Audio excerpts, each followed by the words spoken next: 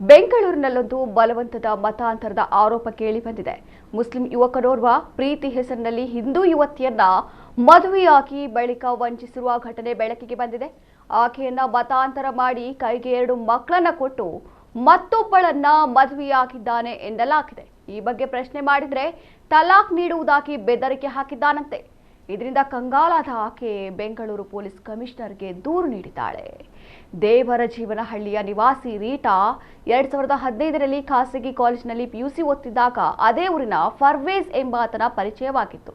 Parvez ಪ್ರೀತಿಸುವಂತೆ Rita ಹಿಂದೆ ಬಿದ್ದಿದ್ದಂತೆ ಇಬ್ಬರು ಲವ್ನಲ್ಲಿದ್ದಾಗ ಫರ್ವೇಜ್ ರೀಟಾಳಿಗೆ ತನ್ನ ಧರ್ಮಕ್ಕೆ ಮತಾಂತರಗೊಳಿಸುವುದಿಲ್ಲ ಎಂದು ನಂಬಿಸಿದ್ದಂತೆ. ಫರ್ವೇಜ್ ಮುಸ್ಲಿಂ ಸಮುದಾಯಕ್ಕೆ ಸೇರಿದವನು ಎಂಬ ಕಾರಣಕ್ಕೆ ರೀಟಾ ಕುಟುಂಬಸ್ಥರು ಮದುವೆಗೆ ವಿರೋಧ ವ್ಯಕ್ತಪಡಿಸಿದರು. ಆದರೆ ರೀಟಾ ಹಿಂದುವಾಗಿಯೇ ಇರಬಹುದೆಂದು ಮತ್ತು ಆಕೆಯ ಧರ್ಮವನ್ನ ಬದಲಾಯಿಸುವುದಿಲ್ಲ ಎಂದು ಫರ್ವೇಜ್ ಆಕೆಯ ಕುಟುಂಬಸ್ಥರನ್ನ ಒಪ್ಪಿಸಿದ್ದ. ಹೀಗಾಗಿ 2019ರ ಡಿಸೆಂಬರ್ 15ರಂದು ರೀಟಾ ಫರ್ವೇಜ್ ಮದುವೆ ನಡೆದಿತ್ತು.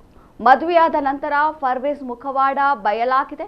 ರೀಟಾಳನ್ನ ಮುಸ್ಲಿಂ ಧರ್ಮಕ್ಕೆ ಮತಾಂತರಗೊಳ್ಳುವಂತೆ ಬಲವಂತ ಪಡಿಸಿದ ಆತ ಇಲ್ಲದಿದ್ದರೆ ತಲಾಖ್ ನೀಡುವುದಾಗಿ ಬೆದರಿಕೆ ಹಾಕಿದ್ದಾರೆ ಎಂಬ ಆರೋಪ ಕೇಳಿಬಂದಿದೆ.